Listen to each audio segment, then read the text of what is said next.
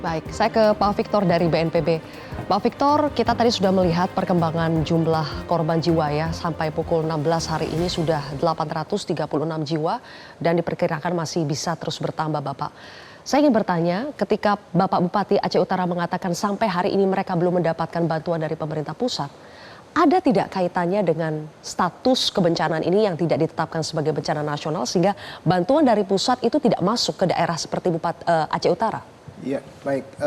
Terima kasih. Pertama Pak Bupati, kami ingin mengucapkan turut berduka, prihatin, dan upaya kami memang sudah dilakukan dalam hal ini, paling tidak pendataan. Jadi pendataan kami sudah nanti bisa dikonfirmasi, itu ternyata 27 kecamatan yang terdampak, lalu ada 58.000 KK yang mengungsi dan 200.000 lebih yang jiwa yang mengungsi. Artinya pendataan ini sudah ada dengan cara sudah tentu dengan cara internet, dan kemudian aparatur Bapak di bidang kebencanaan sudah memberikan informasi dan harapannya ini detail, dan informasi ini yang paling penting. Pertanyaannya, kenapa belum ada bantuan logistik? Itu memang persoalan kali ini dalam siklon Senyar ini adalah putusnya jalan nasional, terisolirnya daerah, dan kemudian sampai sekarang akses itu masih terbatas sekali. Dan oleh karena itu juga ketika dilakukan operasi modifikasi cuaca, kami sudah punya 18 helikopter, itu pun berusaha untuk melihat cuaca agar tidak mencelakakan bantuan. Jadi bantuan itu juga dalam kondisi yang agak riskan, dan kemudian kita berbicara ini, tetapi ini sudah ada dan kami sedang berusaha. Aceh Utara sayangnya tidak memiliki perairan yang mampu untuk melakukan bantuan melalui air ya. Itu salah satu upaya. Udara, air sudah dilakukan. Di Sumatera Barat kalau kita lihat malah ini cukup mengharukan, karena bahkan perahu-perahu masyarakat dipakai untuk menolong sesama warganya. Ini luar biasa. Ini kita bicara ketika mungkin judulnya kita kontroversi, malam ini mungkin enggak. Karena ini mungkin kita bicara agreement, karena bukan dialektika tesis antitesis, tapi kita bicara bagaimana kita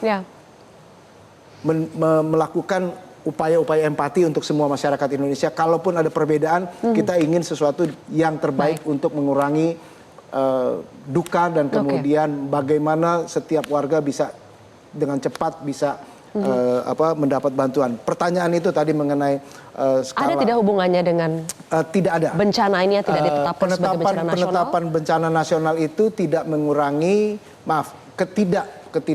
penetapan status bencana itu tidak mengurangi bantuan, karena kalau Pak Presiden sudah mengatakan menjadi prioritas nasional, artinya itu sudah menurut aturan peraturan Menteri Keuangan itu sudah bisa menggunakan dana yang bahkan tidak dianggarkan, tetapi pernyataan Menteri Keuangan, BNPB masih punya dana siap pakai sampai dengan 500 miliar.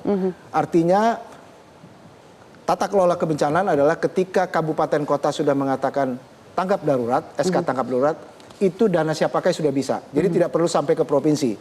Dan ini sudah provinsi, artinya semakin kuat. Dan itu bukan hambatan untuk pengerahan sumber daya dan pembiayaan, karena yang paling kita tadi yang kita highlight, Pak Bupati mengatakan BTT-nya sangat terbatas. Ya, kami juga yakin BTT itu sangat terbatas. Kemudian kemampuan sumber daya OPD amat sangat terbatas, dan memang prihatin sekali kalau sampai pejabat-pejabat eselon 2 dan 3 harus mengeluarkan uang mereka sendiri untuk membantu. Tapi itu luar biasa. Terima kasih Pak. Ini adalah kultur Indonesia yang kami sangat hargai, tetapi kami tidak berhenti di sini. Pendataan sudah ada, artinya help on the way. Itu dia Pak Victor, help on the way, tapi masalahnya ini udah 1 minggu. Ya. Pasti keadaan di sana sudah sangat memprihatinkan Pak. Jadi yang namanya orang itu lapar, kehilangan semuanya, itu pasti apapun bisa terjadi dalam situasi seperti itu. Adakah upaya yang sedang dilakukan supaya bantuan setidaknya bisa mendarat besok begitu Pak? Dari data yang kami dapat, artinya yang ingin segera dibuka adalah akses darat.